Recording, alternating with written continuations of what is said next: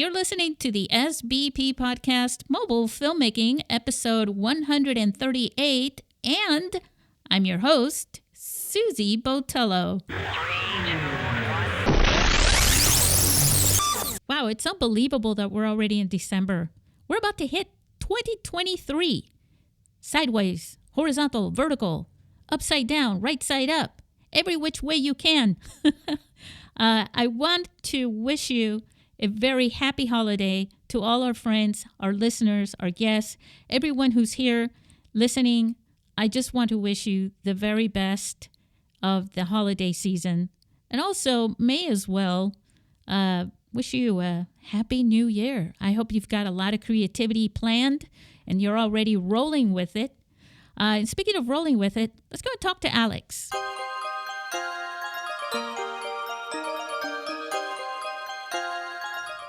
Alex made a short film. It's about 20 minutes or so long.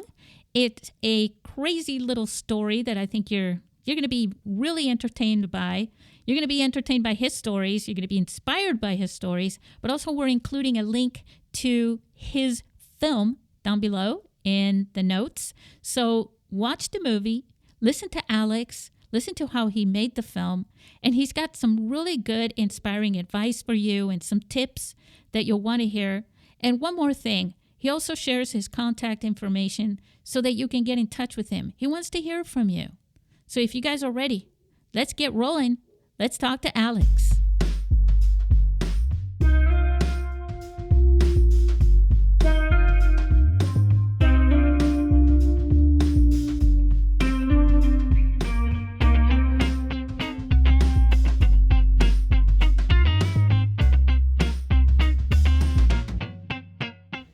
Hey, Alex, how are you tonight?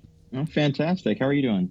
I'm doing fantastic because you are my guest, and we're going to share some really inspiring stories about this film that you made, The Countdown, with all our listeners who are basically all over the USA and around the world. How do you feel about that? That's very exciting. Yeah, thank you for having me. I appreciate it. You're very welcome.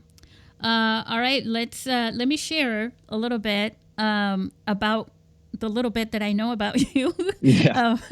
I do know, and I want to share with everyone, that the reason why I've invited Alex to come on the show is because he made a film with a smartphone. Not a big surprise for you guys, but it's what is it? It's like 20 minutes? Yeah, 22 even, yeah. 2022. All right. Yeah. So it's a 22-minute film. The film is awesome. And the reason I'm saying that, because that's very general, is because he did something that, if you've been listening to this podcast, you already know. I'm big on the story. I'm big on the storytelling. And, you know, it doesn't matter what you're shooting your film with, as long as you got a great story and you're able to turn that into a film. Of course, it doesn't matter. But I like to point those things out because I want you to be inspired by them. So, Alex, why don't you share with everyone first just a little bit about your film, and then I want you to share a little bit about yourself and how you got into filmmaking in the first place. Sure, yeah. So the film specifically was, it started as just an idea of, it really evolved a lot. It didn't start out as it ended up, as a lot of ideas go. But my thought was just to make something about 5 minutes long. As we said, we clearly did not cut it. But the idea was to shoot something that I knew, because I don't have, to say that I had a skeleton crew would be generous. It was pretty much me and a tripod. Over half of the film was shot on a tripod, at just getting creative with angles by myself. So that's start number one. Is there? I knew I needed to do something simple. But as far as the story goes, I thought it would be neat to have something that was obviously around social media. For anyone that's seen the trailer, it definitely involves social media accidentally. My character accidentally stumbles into social media fame. And it's not something that I was wanting. And the reason for it is actually quite a negative reason. In the trailer, this isn't giving any spoilers away, but my character gets a kind of a creepy phone call And at first he thinks it's, just a joke, but then, the person on the phone has like a voice changer, doesn't know who it is, and they describe what he's wearing, and then gets messages that reveal that this person actually does know where he's at and what he's doing. So then it kind of turns a little bit, and it gets a little more serious as it goes on. But then, like I said, he falls into social media fame because he posts his story online. He's just looking for some help. He's a fairly quiet character that keeps to himself, but is kind of desperate. And that's where the story really takes off is he turns to the online world to see if anybody can help him. And then, of course, no one takes it seriously and says, look for help or call the police. It just starts trending for goofy reasons. And that was kind of the idea behind it, is a little bit of, I wanted to almost like shine a mirror on social media influencers and how like my character changes as the story goes on, and he starts telling people to subscribe, and the classic line at the end of a YouTube video, make sure to subscribe and hit that bell for notifications. It's just like he just falls into this routine and is definitely influenced by the online fame. Oh, I have to tell you, one of the things that I really enjoyed when I was watching the film is how it unfolds. The story unfolds and you see the character unfold as well along with it. It's really interesting. Now, your film, when you were saying at the beginning you just wanted to make a 5-minute film, yeah, I totally get that. It's kind of like when you're doing screenwriting, right? It's like, yeah. I just want to, and then you just sort of go down this rabbit hole within your own imagination creatively. Yeah. Next thing you know, you got like 200 pages. You're like, no, this isn't going to work. No, yeah. I tend to do that. I often set short goals and go, I can shoot this in a week, and it never goes that way. Well, the reason why I'm bringing that up is because that's a really good thing. It's that I noticed about your film, which most filmmakers, it takes them a few different films to make before they get to that level of experience where that just kind of starts to happen, unless they've studied a lot. And even still, they have to have that experience. So I want to talk a little bit about that, if that's okay with you. Yeah. So what was your background before you made this film? So this was, and it's hard to say specifically, this is my third actual short film, I guess is what you say. So I've made what I would call videos in the past, but not anything that was storytelling. I wouldn't consider it, I made videos. I know how to edit a little bit. And that, that was just kind of very casual. But then, so a couple of years ago, how I actually got started into wanting to make my own and take them a little more seriously was I was on Twitter. I got into screenwriting a few years ago and was just writing features and just kind of learning the, creative path. And one day I reached out to Christopher McQuarrie, which is his first big movie was he wrote The Usual Suspects. He was a screenwriter on that back in the early 90s. And then anyway, more recently, he's done a lot of other movies with Tom Cruise, Jack Reacher, Edge of Tomorrow, Mission Impossible, the Top Gun Maverick. So he's done a lot of big films. And anyhow, I haven't watched any of those. No, I'm just kidding. I've watched them all. Yeah, big films. And anyhow, a couple years ago, I had tweeted it, and he was kind enough to respond.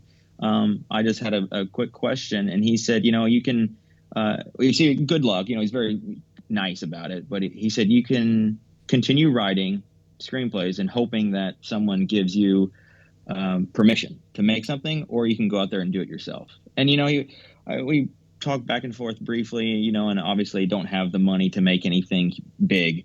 But I thought, well, I guess I can just do something on my own and do what I can creatively within my limitations of funding. So that's kind of what gave me the confidence, to switch direction and not just write, but go out there and make something. Yeah. And I do have to say that I really believe that for anyone else out there that is in a similar position, that it really does help your writing to see actors say your lines and to actually see what you envision in your head on a screen and to edit and to assist with that writing, it really does help you a ton, because in my opinion, it helps you see how it will actually happen. Because it doesn't always, anyone knows it's written anything, it doesn't always go exactly as you've written it onto the screen. So the more you can practice that and get it closer to what it will end up being, it does save you time, and I think it ends up with a higher quality, outcome. Because what you see in your head, right, from your perspective of what you want to see on the screen, right, Right. Is something different. It's kind of like directing. I've talked to several actors, here, and I was sharing with at least one of them. I had this experience directing, and as a DP and things like that. And Sure.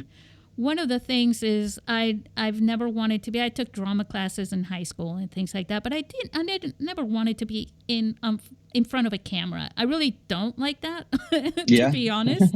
And so one of my colleagues said, "I need you to do me a favor." And he had already done plenty of favors on my case, so I thought I owed him. And he says, "Yeah, I want you to play this small role. You only have a few lines." And I was like, "Oh, man." So I got to see what it's like to be on the other end, and it was a really good experience to see it from that perspective, and I've said, if you're a director, you should always at least once be on the other side and be directed to for a change. Yes. And see what the actor is going through. 100%. And it's similar to business. If you have a manager who's never been the entry level employee, yeah, there's going to be things they miss. There's going to be things they don't get. And it's the same thing in any, film production is if the director has never been directed, there's going to be certain angles that he's not going to understand, or she's not going to understand quite as well. So I agree with you 100% on that. It's good to know every different angle and to know, how it all comes together and not just one piece of it. Oh, most definitely. And in film production, it's a little, like, well, it's really hard to find someone that can do the lighting, can do this, can do that. You know what I mean? Yeah. At that level, I when you said business, it reminded me, I used to get stuck in sales jobs all the time. And one of the things that people look up to is the sales director or the sales manager. Is usually they're in that position because they've made a lot of sales. Otherwise, Right. they just don't arrive there. So that's something that's very obvious. But most definitely in directing, it just helps the director. I really totally believe that. It helps the director understand that point of view, because this is a great segue into something else I wanted to ask you. You were directing and you were acting in this film. You are the protagonist.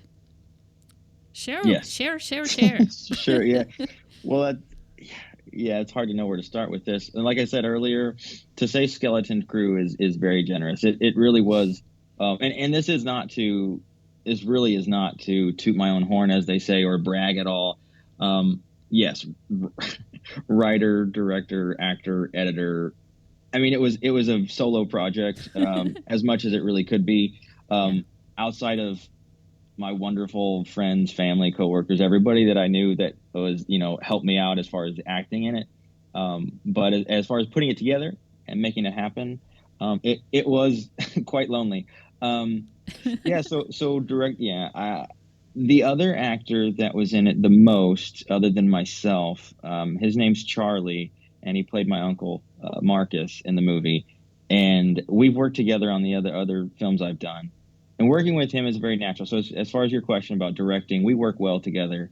But yeah, it is. And he kind of knows me. I'll kind of have a look when we're acting. He knows, oh yeah, that's not it. Let's do it again. So it does help when you work with people you're comfortable with. But yes, trying to keep everything straight. And I was the, I guess, script coordinator as well. In my head, the script supervisor. Yes, yeah. Oh, that's hard to do while you're It's doing all literally of me yeah. with the camera on a tripod and having my, my my script on an iPad and glancing at it. Wait, did I say that line right? Let me jump back over here and let me see. So it was about as guerrilla filmmaking as it could possibly be. So yeah, that is, and I know everyone listening has gone through some piece of it that way. Has a similar experience where it is tough to piece it all together when you're kind of working by yourself. Um, a And good friend of the danger with that is too is that not only so I've worked as a script supervisor and that's a must yeah. because you don't want to get to the editing room and going, oh crap, we totally cannot make this scene work with what we didn't get. Um, Oh but yeah. yeah, And but that's that kind of led me to some reshoots. Some of this was yeah. filmed. So my movie came out 5 days ago, and I was filming my very first shots. I was looking back at footage the other day. My first shots were in early June, and Oh. then my most recent shots were literally last week. Before it. So it was. I don't have, and I know a lot of people can relate to this, but I don't have much free time. I know a lot of folks don't.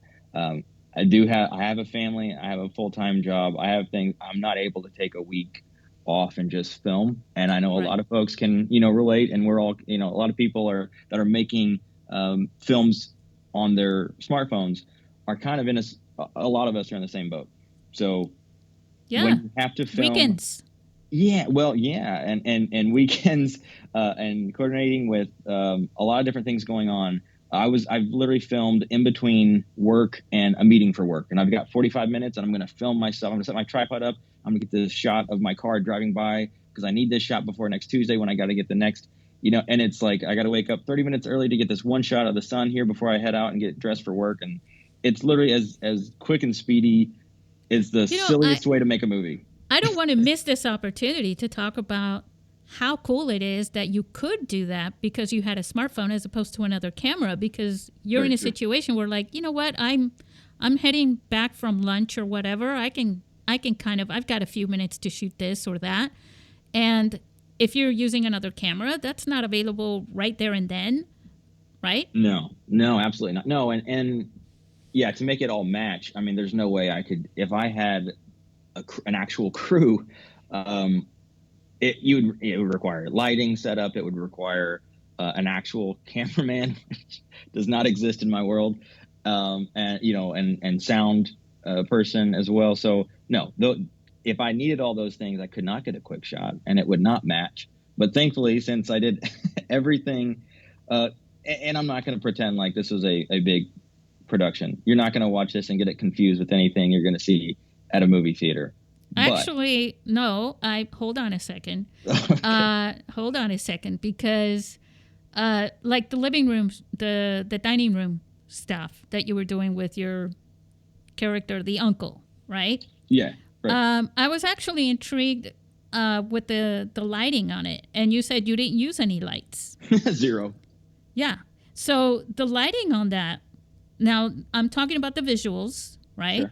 Yeah. So you really there's no difference between a lot of the films that you watch, indie films shot with prosumer cameras, or maybe a professional camera that someone's not super excellent at, right? Right. Yeah. And so the lighting on that was good. Then you have drone footage, which always it's one of so in our the International Mobile Film Festival Yeah. to promote that a little bit here. Yes. We do allow 10% drone footage for aerial shots. And the reason for that is because it brings up the production value of your film a lot. Yes. And that also works for you. I mean, if I must criticize something, it would be like, so the audio for you was great. You know what I'm saying? I mean, it sounded great. But the audio for your uncle was not so great. But the levels were good throughout. So it's not like the audio was bad. It's just like there was a difference in the quality between your audio and his. But the visuals, I mean, when you guys watch the film, you're going to forget that it was shot with a phone completely. Not only because of the story, but because it visually, it just looks like any other film. Well, that's nice of you. Yeah, I mean, I agree with all of that. I did not use. I laugh because I literally grab my phone. It's what I have in my pocket, and that's literally what I film with. I don't have me for, for I do not encourage. Don't try this at home. You know, I turn for lighting. I turn all the lights on. Yeah. I flip all the switches. For sound, it's coming out of the phone, and then I edit a lot. I edit and I do a lot, and I know there's the cliche of we'll fix it in post, but that is when you shoot with a smartphone, sometimes you are forced to get really into a rabbit hole of audio correcting after the fact when you don't have proper sound. And you're right. Yeah, I spent a lot of time on the audio, like many weeks on the audio. And if you don't mind, I'll just real quickly say that because of my limitation of time, I did not shoot all of this and then begin the editing process. As soon as I finished shooting something, if it was for 30 minutes or an hour or whatever I had that day, I would go home and edit. And I'd finish and I got scene number 13. That's completely done and edited. And then I'd move on to whatever else. Because I tried to save myself time.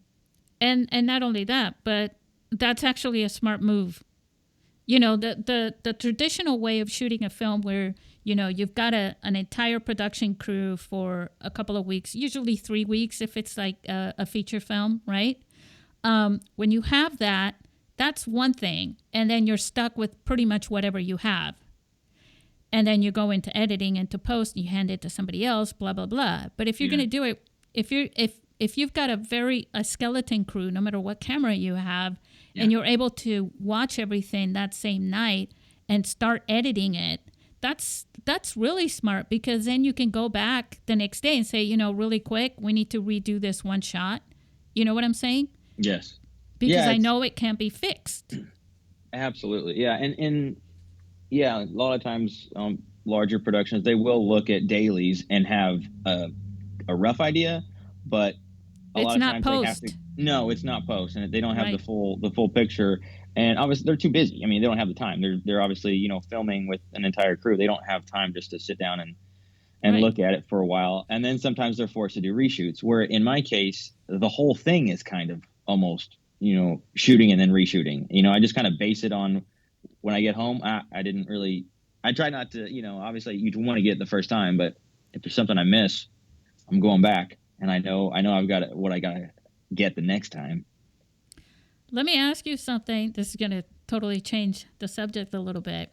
Sure. Now that you've shot movies, what were you using before, by the way? What camera?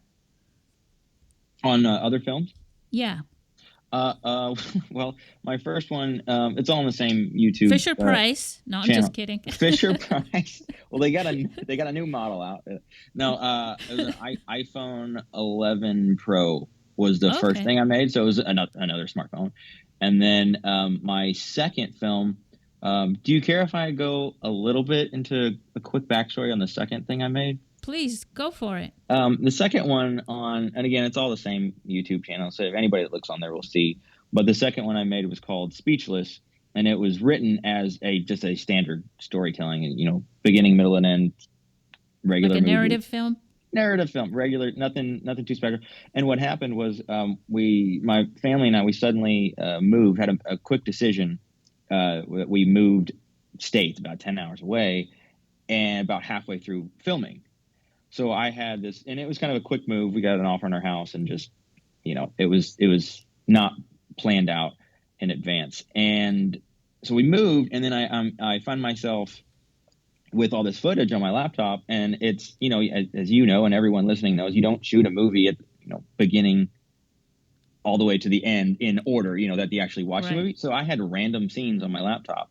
I didn't know so it just sat there for about 6 months, and I was like, gosh, I hate having this on here. I love the movie, but all the actors that were in it were, you know, don't live around here. I can't shoot anything again. So I completely rewrote the whole script and changed it to a mockumentary, a fake documentary, like it's like you're looking back at scenes. So I completely so that's kind of on that one. I started telling this because I had a friend where I lived that we actually did use. He has a Sony DSLR camera. So Yeah. some of the bit is shot on that. And then I finished filming where I moved to on my phone. So it's a little bit of both. Nice. But Nice. that was a complete mess. It was, started as a narrative film and ended up as a fake documentary. And I ended up throwing it together and I think it worked, but it was quite a process. I've actually started cooking things that ended up with that same story. Yeah, that can happen. Well, shoot, I thought I had sour cream, but But no. that's awesome. That's awesome. That's a great story. I'm glad you shared that with us. Because that is the thing too. Don't waste the crumbs, right? Right. I didn't want to end. I considered only making a trailer out of it. I thought that's just not good enough. So I wanted to have something to show for all that work. So this was Wow. the little bit different. I actually got to shoot everything with the same device all the way through on the countdown, which was a little easier. So what got you started? 'Cause now, were you acting before and then got into filmmaking, or was the filmmaking and then acting? How did that work for you? Yeah. Thanks for asking. You're n- so look, I have to say, for someone who was acting in their own film, I didn't realize that when I first watched it until I oh, saw your photo. I'm like, this is the same guy. the only guy. Yeah. Because it's like a professional actor. Oh, that's very nice of you. I don't know that I feel the same way about myself, but that's nice of you to say that. Well, that And happens to all of us. right, well, that's fair. Yeah, and for anyone wondering why is this dude in all of his movies so much, it's out of necessity. It's not because I like looking at myself while editing. It's not because I think I'm a great actor. It's none of those things. It's because I don't have anyone else to do it. It's me, and it's easy to film myself with a tripod and not ask someone else to schedule, a friend to be in it. Because no one in any of my movies, unfortunately, are paid. I don't, that's just not where I'm at right now. So everyone that was in it was just literally a friend that was, offered to be in it, and it's great. But yeah, as back to your question, as far as acting, no, I'll make this the short version. So I don't want to bore everyone listening, but my first idea of it, I've been making silly videos since I was 10, but that's different. Not actually taking it seriously or trying to tell a story. I've always loved movies, watching and whatnot. But so I live, and I don't think I mentioned this, but I live in a small town called Cape Girardeau in Missouri. It's kind of near Beautiful, St. by the Saint. way. We're going to share a Oh, couple wow. of those photos in our article. Oh yeah, do yeah, please do. But it's halfway near St. Louis, kind of for anybody who's not real familiar with the Midwest. But if you Google Cape Girardeau, there's one thing it's known for, and it's not much other than this. But Gone Girl, the film, the 2014 film, David Fincher directed with Ben Affleck, was filmed here. Like 80 whatever percent of it was filmed in our little tiny town. So it was a big deal, and I was in it. I was an extra. I got to shoot for a few days with scenes with Ben Affleck and to be side by side with David Fincher. So it was a huge deal, Nice. And Yeah. that was in 2013 is when they filmed it, and that was kind of what really being on an actual set and watching as I call real production, a Hollywood production, was one of the coolest experiences, especially somebody that doesn't live near Hollywood or anywhere that I haven't been able to be a part of anything that big. So that was a big change for me. And I thought I wanted to be an actor. I thought I wanted to get into it. And I got in touch with a talent agency, and not a lot happened from it. And I thought, well, it sticks with you for a while. And I thought, well, I want to do something. And years later, I get it more into writing. And again, that brings me back to I'm only in my stuff because I need somebody to be in it. And I enjoy it. I do. I enjoy acting with other people, but it's truly out of necessity because I can tell myself what lines to say, and it works for the time being. That's, wow. That's pretty cool. Yeah, it's definitely something I preach. It's like if you're an actor, don't sit around and wait for somebody to cast you. Cast yourself and make your own films at the same time. You never know what that's going to lead into, you Yeah. know. And that experience as well. And speaking of the other actors too, so the other actors, so everybody's very naturally acting, which also means that as a director, you did a pretty good job at that as a director and at directing your actors. That takes patience, and it takes knowing how you want that to, that performance to come out.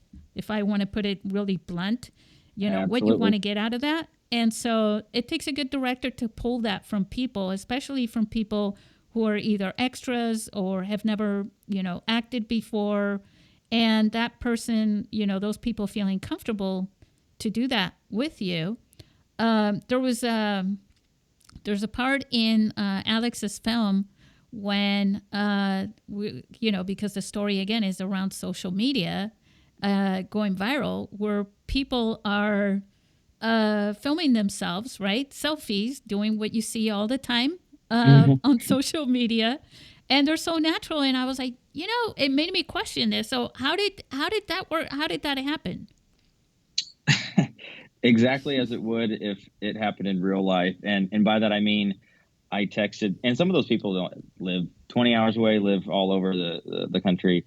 And I just said, hey, do you mind to record yourself saying this? And I gave them a couple options, and they sent me 2 or 3 different recordings, and I threw it in. It was so cool, silly as far as how simple it was. I just wrote everybody's lines. Everything was scripted. I said, you don't even have to, I was trying to sell them. You're trying to pitch it. You're like, what do you want? Some of these people I hadn't talked to in a few months or whatnot. And I'd say, hey, do you mind? Can you do me a favor? Like, yeah, sure. What's up? Can you just take your phone out? Can you be in my movie? Yeah. And I'm like trying to hint at, can you just say a couple lines for me real quick? And they're like, what? And yeah, it's from and I try to tell them what the movie's about. And they're like, sure. Okay. And I just say, here, you don't have to make anything up. I'll screenshot you the lines, and you just say, and yeah, I thought it worked out great.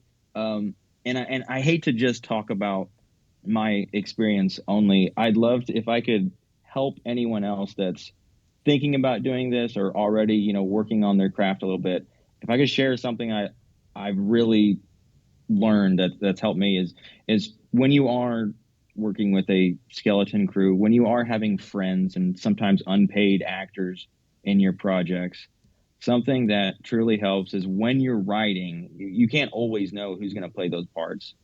But if you can write things that match who you're going to cast, and it could be roughly, close, not exactly, but when you can write that's something that's meant for someone that is more funny. If you have a friend that's comes across funnier than others, if you have a friend who gets more serious and they have a look that you're going for, try to match that up as best as you can, because then you can kind of trick people into thinking it comes off naturally. When in reality, if you had written it, if they're backwards and I sent the funny line to my friend who was not so great at that, or a serious line to my goofy friend, or whatnot, you're going to mess yourself up. So, and that may seem obvious, but not everyone is able to get that. And I think it really does help if you try to match it up. Because then you're portraying in your film real living characters that you and I both know for the most part, that you can connect to. And that's important. Yeah. And you're not, and I 100% agree. And you're not asking them to act, right. the actual act of acting. You're not asking them to do as much when it's something that's closer to their actual personality. So as much as you can with the people that and who you can get to be in your project, if you can make it match that, it's going to come off better than if you ask someone to do some extreme, dramatic acting. It's most likely not going to come out as well. Yeah, it's there's little quirks and things like that people have. A lot of times, like I told you in drama classes and stuff like that, growing up, I moved around a lot. So everywhere I would go to a new school, the best way to fit in or to jump right in being a dork, and be okay with it was to go to the drama class, Yeah. and that's where all the dorks were, and I fit right in. um, but the cool thing about that, though, is that, or I should say the weird thing about that is that when you're thinking about acting, you're always thinking about the lines that you play. But it's not really about you repeating lines in a certain way and showing the emotion. It's about the entire character and their quirky little things that people do. One of my friends is a screenwriter, and I was sitting in the back of the car, and we were going back and forth from a film set, and she says, "What are you doing? What is that sound?" And I'm like, "Oh, that's just there was a zipper on my pants pocket." And I had this habit of going back and forth and open, close the zipper. Sure. And she was like, "Oh my God, Susie, I'm just going to write that into one of my characters. I love it." And now that you just said that, it reminded me of that. That's hilarious. Well, yeah, that's absolutely. Those are the kind of things that grounds any story in reality a bit. Those little silly quirks. Absolutely. Yeah. So screenwriting, acting, all those things together helped you create this story that not only, look, there's like the supernatural-ish thing going on with it. I don't want to give away. Sure. You know what I'm saying? Yes. But there's one thing that I love is how stories end. Yeah. And look, guys, you got to watch this movie and then you'll know what I'm talking about. It's a very creative ending. It's more creative than when you get to the end, right? You're going to go, that's pretty creative. But that's not all of it. That's all I'm going to say. Yeah. My goal is to have people scratch their head as much as possible the last 90 seconds as humanly possible. I just really think that the story on your film, we wouldn't even be talking right now if the story wasn't as good as I've watched so many films, and it's come to a point to where, you shot it on the phone, but, so have a few thousand other people that I could have on the podcast. But it's not so much just about that. And the cool thing, for everybody that's listening, and thanks for doing that, is that it's inspirational, to get someone like Alex on the show, because that the film, once you watch the film, you're going to know, hey, Alex made this film, and sounds like a normal guy. And he's a nobody. I'm sure you can relate to some of the things, that Alex has said. And it's not like, you're sitting there going, yeah, but I don't have that Blackmagic camera. I don't have the Red Cam. I don't have a DSLR. I don't have that same camera.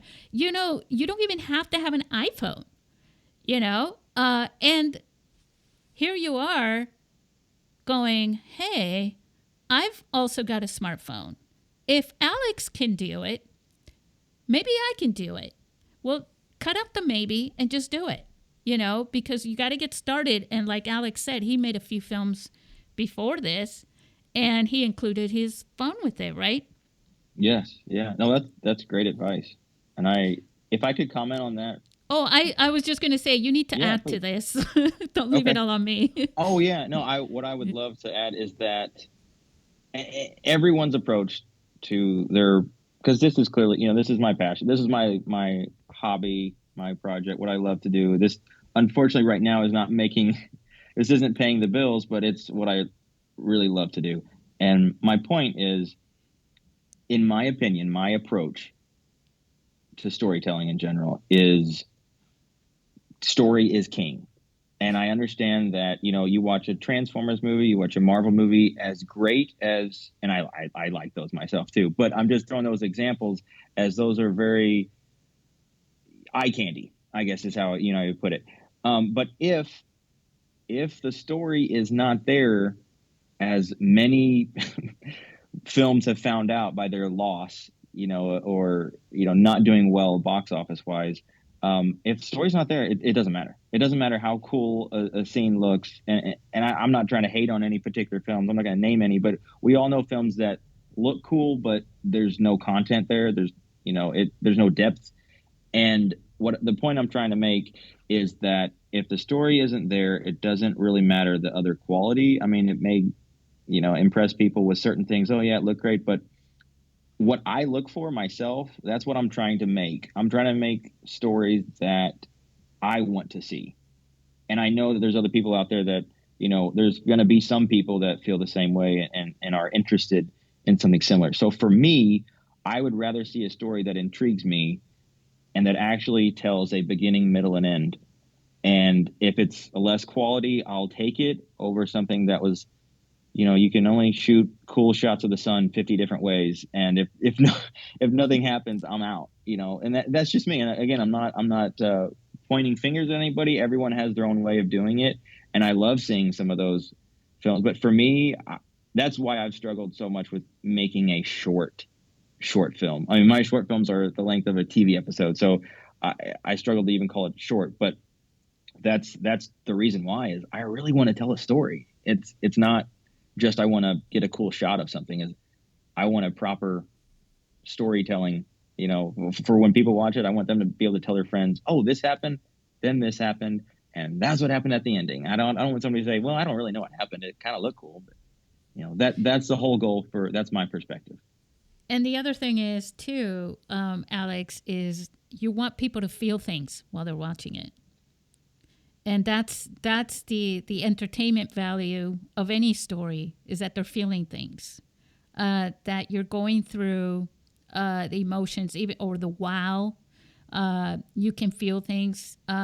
Every story is a little different. There are some stories that are so profound that they're just rolling around your head afterwards, and you're not sure because it's connecting with you somehow personally, and you're not sure until you work that out after watching it a few times. Yeah. And stories with a message.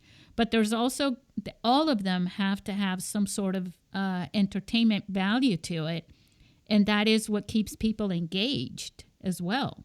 Absolutely. And and who am I to say, I'm not, trying to preach to anybody how to do what they want to do with film. That's just my approach. That's what I'm interested in personally. And I may never make a dime doing this, but it's what I enjoy. And it's the best way for me to do it, is how I'll put it. Again, I love watching other short films. I'm a big fan. If anybody, wants to share any short films, I love, seeing what other people are working on their projects. And I love to support fellow, creatives. Like I said, for me, this is the only way that I know how to do it. It's what I love to do. Yeah, and again, I want to discuss a little bit about mobile filmmaking with you. What are your thoughts about what's happening in this industry, in this niche? Yeah, well, I think it's, we were talking earlier that when smartphones first came around, as far as the version of smartphones we know today, like when iPhone came out in 2007, nobody would even give a thought to it producing a high quality image. The first ones didn't even have video capabilities. And then, a few years passed and okay, yeah, that's getting 2 megapixel, 4 megapixel, it's moving up. But now it's really hard to argue when you see some of the footage that you can get. The biggest thing, and I always go back to this, the smartphones, is you have to have good lighting. The sensors are clearly much smaller than an actual full-size camera because of the size. And I am not speaking from experience. You can see in my movie the lighting, and I took that into account, and I don't take anything back. But if you are going to make something and you want the video to be high quality, the biggest thing with smartphones is lighting. You can get external mics. You can, kind of fix everything else, but you've got to have good lighting. If you're shooting outside and it's sunny out, you're going to be just fine. Indoors is a different story.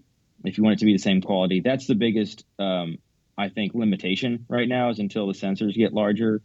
But I think, and Sean Baker, I don't know if you're familiar, I'm sure Tangerine, I forget exactly what year it came out, but when he did that, I think that turned a lot of people's heads and started the whole idea of, oh, you can actually make something legit with a phone.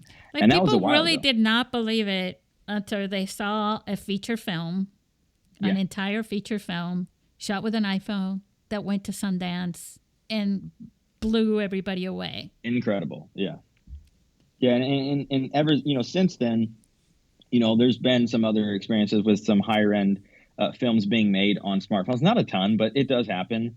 Yeah. And, I think, and most of my stuff is filmed in Filmic Pro is the app that I use. There's a couple scenes that I did only a couple shots. There was something specific I was looking for, and I did the cinematic mode on iPhone. But you can really get everything in, Filmic Pro or whatever. And again, mine's iPhone. If people have Android users and do other apps, that's, as long as you're using something, you're probably not going to get the same quality out of just the standard photo app. I would highly recommend using something else that can control the lens a little bit more. But yeah, absolutely. I just think lighting is the only thing that you really, if you want to produce something higher quality, not me, but some, other people, that lighting is the biggest thing with phones. Everything else you can really take care of. There's that also depends on the texture that you want, on the aesthetics of your film. The first film that I got at the film festival in 2011 is called The Fixer by Conrad Mess. If you go to mobilefilmstories.com, you'll see Conrad Mess, his films there. And that film, The Fixer, was shot with an iPhone 4. It was before Filmic Pro and anything else came out. He didn't use the microphone on the phone. It was really, really bad. But he used external sound, meaning, like from, like he actually purchased the voiceover, purchased an actor online to read out the dialogue, because the guy was thinking. The dialogue was really going on inside this guy's head. I gotcha. Okay. Yeah. And when you watch that film, I mean, it's got a little bit of Tarantino type of, the thing that he did, he shot it when the iPhone 4 came out. He grabbed his wife's phone, said, "Give me your iPhone 4." He had been shooting kind of Matrix-style films, kind of like The Matrix, with guys in suits fighting and, all this stuff, with a camcorder. This is a guy that grew up in Spain wanting to be a director and dreaming about making films. And so he decided, because the iPhone 4 had the first HD capability, he thought he would use it. You're not going to believe the quality of that film, which still holds up today. We're now on the iPhone 13. 14, sorry. Mine's 13, okay? Same here. Right? And what he did was, and this is why creativity rules, maybe the apps, maybe you can't get the apps. Maybe, you're going, damn it, I can't use this app or that app or whatever, for whatever reason. Look, don't just stop there. Don't get down on it, because this is what this guy did. He brought it into Adobe After Effects. He did the rack focus there.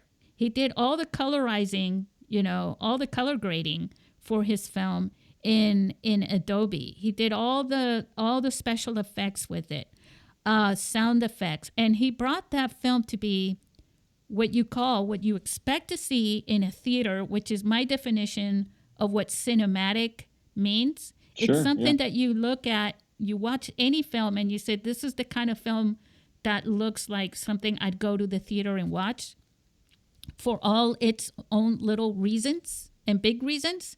That's what that means. And so I, watch Alex's films and then go watch this one. He's been sort of, a lot of the newer filmmakers don't know who Conrad Mess is. I bring him up now, everybody say, who? And I'm like, I'm so sorry that you don't know. The legendary, he's won more iPhone Film Awards in that time than anybody else. Wow. But yeah, it's what I'm saying. It's like, as much as we can complain about, well, the cameras aren't there, the small sensors and things like that, go watch what he was doing. He also did one all CGI with an iPhone 5, I believe, as well. What? Interesting. I'd love to check that out. Yeah. Filmmaking, for the most part, if you really want to do something, you only need first the story, the passion, and you need the tenacity to just get out and just start doing it, making it happen. Don't just settle down. Don't get down on yourself and say, I don't have this. I can't do it Yeah. like this. Don't ever say that. I 100% agree that everything I've done, and not that it's all that much, but every project I've done, there's always been a moment, multiple moments where I go, should I just quit? It'd be so much easier to just pack up and let's just go home, and I don't know how many other people out there feel that way. I know at least some do, but yeah, just don't listen to that voice. Well, and especially in your case, it would have been easier to quit because you don't have, you spent less than $1 on your budget, right? Yes. You didn't owe anybody anything. No, it was all stuff I had. And you didn't have any committed, crew or actors that are saying, what? After I did all this? Right. Yeah. There's no accountability. There's no, I could have easily quit and just never sent the film out, and all those people that recorded themselves on their phone and just would have forgotten about it. And for that same reason, on the flip side of that, it's like, well, you had to do it all yourself, which is all the more reason to quit too.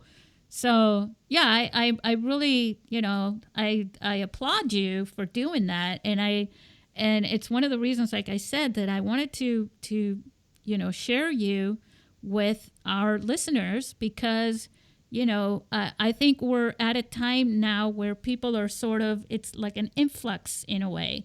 It's like, well, if it's going to cost me this much to make a film with my phone, why wouldn't I want to just spend the money to make it the traditional way? And it's like, well, you don't have to make it this way that costs this much on a phone. You can still use a phone and not spend that much. And I just want people to get out of that mess. Yeah, you definitely don't. You don't have to have a high budget to make a high quality film. You don't, and you do have to get creative. I do think. I mean, you can absolutely.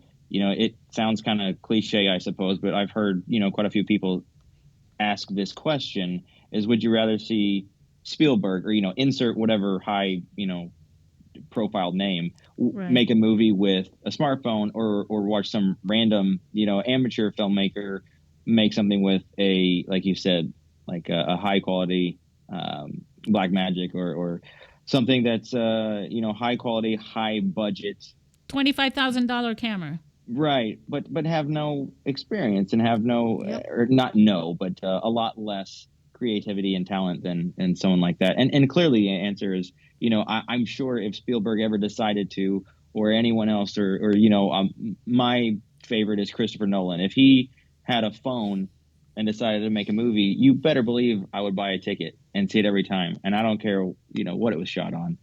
So I think he's done something. I just can't point to it right now, so I don't want to be like the dork and have all my listeners going, no, Susie. Fact-checking you. Right? But I know for a fact that Steven Spielberg did shoot a music video recently. And it was all in one shot.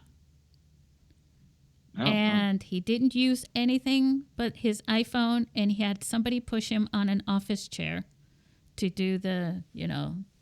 That sounds really familiar. Yeah. I feel like you must be right. Yeah, and I'm sure many of them. Well, this is what I say, right? Because a lot of independent filmmakers, have said to me in the past, Susie, why would I want to film something with my phone when I've got, my $6,000 camera? And I'm like, I totally get that, but you also have a phone. And when you shoot something with that $6,000 camera that you have to pay insurance for, you have to all this stuff, it's not yours anymore. It's not, you're committed to, other people who are going to fund that. But you still have a phone and you have stories that you can share that are totally 100% yours. And one of the things that happened during the pandemic was exactly that we started to see a lot more indie filmmakers, right? Absolutely. Using smartphones. So, and when you're talking about creativity, guys, don't forget Jennifer Zhang, who who made a feature film that went to Cannes. Her film was called Sharon, and that film, she shot it by herself with her iPhone, and then she turned around and edited. She's the only one that's done this. Alex, I'm not kidding you. She edited a 73-minute film on the iPhone with an app that wasn't even for film editing. It was like for social media. And what was the reason for doing this? Because she just wanted to get it done. Oh, And okay. she was stuck because of the pandemic. She lived in LA. We had the shutdowns and all these things. Sure. And she had this story, and she was like, well, I'll just start shooting it on my phone. And she was the protagonist, and she had to she had to do stunts and all kinds of stuff. You should watch watch that one too. It's not a mobile film stories though. But there, yeah, it's about being creative. If you really want to do something, there's no stopping you.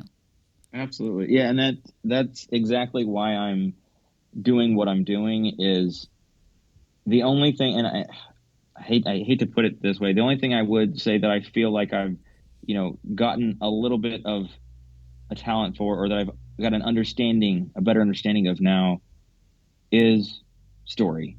And if the quality of the filming, and I have to say, I did have a friend help with a few scenes that I needed someone else to actually move the camera, and Chris was my closest friends. Was there. A lot of shots were on tripod. He was really the only bit of crew that I had on some of the shots. But my point is, I have confidence that I can intrigue someone, that I can get someone to go, oh, I'm curious what happens next. That's the only, and again, not trying to toot my own horn here. I am not the best actor. I am not the best cinematographer. I'm not, any of that stuff, even with phones or anything else. That's not at all how I feel. I just love it. And I do feel like I have stories to tell that will interest people if they give it a shot. If they give it a chance, they see a short film on YouTube and they think, I don't want to watch. If you give it a shot, I do think a lot of people would enjoy it. And that's why I'm doing what I'm doing. Is I just love the storytelling factor. It's not so much that I love trying to get the perfect, sunset shot. It's, to me, B-roll is great. And I got some of the drone shots that were in there that a lot of people have just commented on this. Like, what'd you think of the film? What do you think of the ending? Oh, the drone shots were great. Sometimes that's the only comment I get back. I'm like, well, that's cool. But yeah, that's not at all why I do it. I think those, aesthetics are fantastic, but it's, for me, again, this is just me, but it's all about story. That's what gets me up. Hey, you just got complimented on the comments though, because you know what? It's like when people watch Lord of the Rings.